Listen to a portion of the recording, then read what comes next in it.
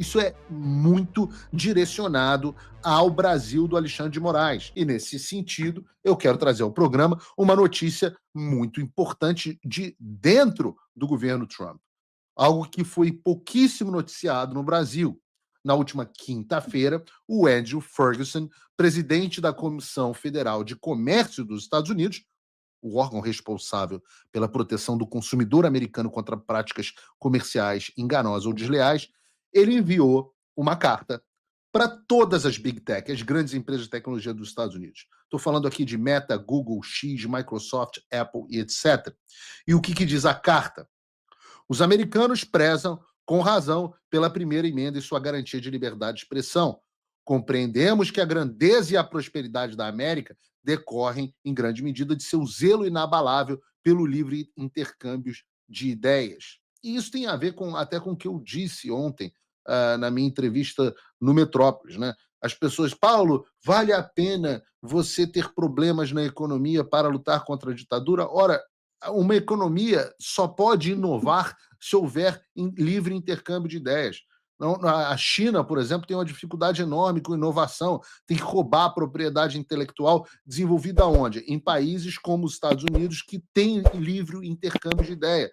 Então, essa escolha entre liberdade e economia, essa é uma escolha falsa. Não há economia próspera sem o inabalável intercâmbio de ideias que diz aqui essa carta, que continua. Sabemos, assim como sabia Benjamin Franklin, aos 16 anos, quando escreveu no The England Courant sobre a persona de uma viúva de meia-idade chamada Silence Dogwood, que, abre aspas, sem liberdade de pensamento não pode haver sabedoria e não pode haver liberdade pública sem liberdade de expressão.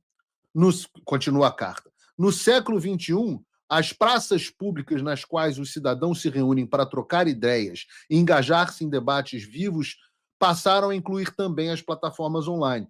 E porque tais plataformas se tornaram tão cruciais para o discurso público, a censura generalizada na internet nos últimos anos tem indignado o povo americano.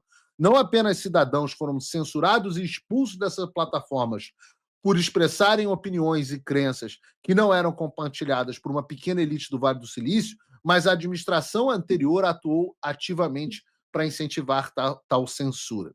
E aqui vale uma explicação. Enquanto no Brasil o grande promotor da censura era o TSE, a ponto das empresas de tecnologia se chocarem, boa parte da censura ocorreu por conta e vontade das próprias empresas de tecnologia.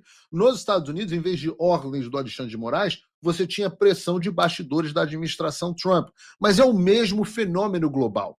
Ora, lembre-se, veio das próprias plataformas de rede social, em 2017, 2018, começarem a mudar os seus termos de serviço para incluírem discurso de ódio, desinformação, esses termos que depois acabaram incorporados pelo TSE. Então é a isso que o FTC está respondendo aqui. É a isso que ele está dizendo, olha, redes sociais, durante muito tempo, vocês censuraram porque vocês não gostavam das ideias da população. Isso precisa acabar. E eles continuam. O presidente Trump pôs fim de maneira célere à instrumentalização do governo federal contra americanos e suas liberdades. Mas governos estrangeiros, prestem atenção nessa parte, porque vocês acham que eu estou falando de uma pauta americana, mas tcharam, na verdade eu não estou falando de uma pauta brasileira, porque vejam este trecho. E eu acho admirável que isso tenha sido tão pouco explorado no Brasil. Vejam. Mas governos estrangeiros representam ameaças emergentes e contínuas ao livre intercâmbio de ideias. Empresas podem estar censurando cidadãos americanos em resposta às leis, exigências ou expectativas de exigências de potências estrangeiras. O que estão dizendo aqui? Ora, americanos têm acabado sofrendo censura por conta de legislações de outros países. Além disso, as políticas anti-encriptação de governo estrangeiro podem estar levando as empresas a enfraquecer medidas de segurança de dados e outros mecanismos tecnológicos destinados a garantir aos americanos o direito de comunicação anônima e privada. Especificamente, tem ocorrido inúmeras tentativas recentes de governos estrangeiros de pressionar a sua empresa a censurar conteúdos ou a degradar a segurança de seus usuários de seus serviços. Vejam, quando o Alan dos Santos tem os seus dados nos Estados Unidos, ou Paulo Figueiredo, solicitados a uma empresa americana por uma corte brasileira, que é especificamente o tema da ação do Rumble e da Trump Media contra o Alexandre de Moraes, é a isso que o FTC está se referindo. Eles dizem, estou preocupado que essas ações de potências estrangeiras para impor censura e enfraquecer a criptografia de ponta a ponta corroam a liberdade dos americanos e os submetam a inúmeros males, tais como a vigilância por governos estrangeiros. Alô, Alexandre? E o aumento do risco de roubo de identidade e fraude. Também me preocupa que empresas como a sua, ele está mandando para empresas de tecnologia, para todas elas, possam simplificar a conformidade com leis, exigências ou expectativas de exigência de governos estrangeiros, censurando americanos ou submetendo-os a uma vigilância estrangeira ampliada, mesmo quando os pedidos do governo estrangeiro não exigem tecnicamente isso. Com efeito, governos estrangeiros que buscam limitar a liberdade de expressão ou enfraquecer a segurança de dados nos Estados Unidos podem contar com o fato de que as empresas têm o incentivo de simplificar suas operações e medidas de conformidade legal, aplicando políticas uniformes em todas as jurisdições. O que ele está dizendo aqui de forma em bom português? O que ele diz é o seguinte: muitas vezes é impossível você criar uma regra em termos de algoritmo, em termos de transparência, em termos de encriptação, para todos os países do mundo. Então, o que a elite global resolveu fazer? Putz, Donald Trump ganhou nos Estados Unidos. Acabou o negócio de censurar o discurso da direita e o discurso popular nos Estados Unidos. O que a gente pode fazer? Ora, vamos aproveitar os grandes mercados de redes sociais, onde a esquerda está no poder, e vamos criar leis nesses mercados. Por quê? Porque as empresas de tecnologias, como elas não conseguem criar regras diferentes, né, que chama de geofencing, né, geocerca, não conseguem criar geocercas em todas as jurisdições, elas fazem uma regra geral. E aí falam assim, olha, vou colocar nos meus termos de serviço que todo mundo vai ser mais ou menos censurado. Vou criar um algoritmo que vai censurar discurso político de direita no mundo inteiro, porque é mais fácil. E é isso que eles estão dizendo aqui, que com isso você acaba tendo cidadãos americanos atingidos não só em países e ditaduras como o Brasil, ou a Europa, como que está caminhando nessa direção também, e você acaba tendo americanos atingidos, como foi o meu caso, como o caso do Constantino e outros, mas você também tem o efeito dessas empresas acabarem criando empecilhos dentro dos Estados Unidos para atender essas demandas. O que eles dizem, então?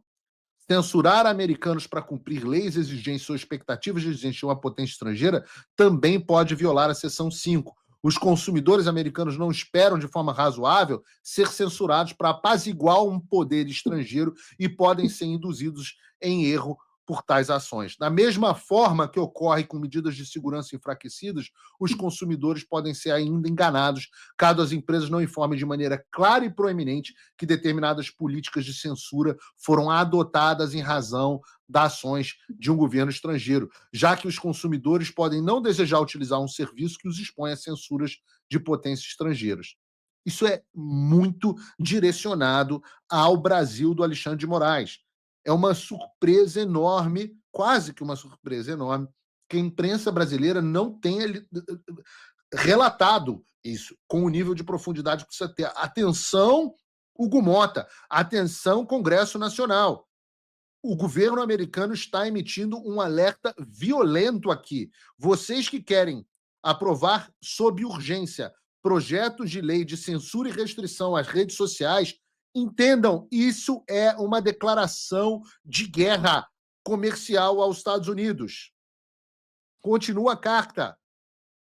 Além disso, pode constituir uma prática desleal de submeter os consumidores americanos à censura de um poder estrangeiro mediante a aplicação de requisitos legais, exigência ou expectativas de exigência de uma jurisdição estrangeira a consumidores que se encontram fora dessa jurisdição.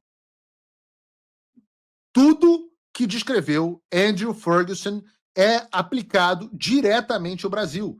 Trump voltou à presidência, e isso é um alívio, sem dúvida.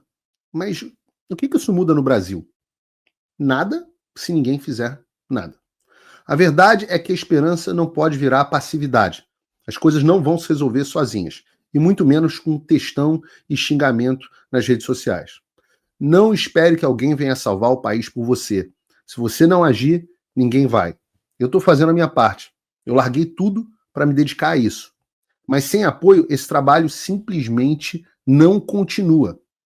Quer saber como pode ajudar sem sair da sua rotina, sem sair da sua vida? Simples. Apoie quem está na linha de frente. Acesse www.paulofigueiredoshow.com/apoie e com apenas $5 por mês você mantém esse trabalho vivo. Se você puder mais, considere a possibilidade de se tornar meu patrono Gold e tenha acesso ao meu grupo privado no WhatsApp, onde você participa das discussões que guiam o conteúdo e muito mais. A diferença entre quem só assiste e quem faz parte da mudança é a atitude.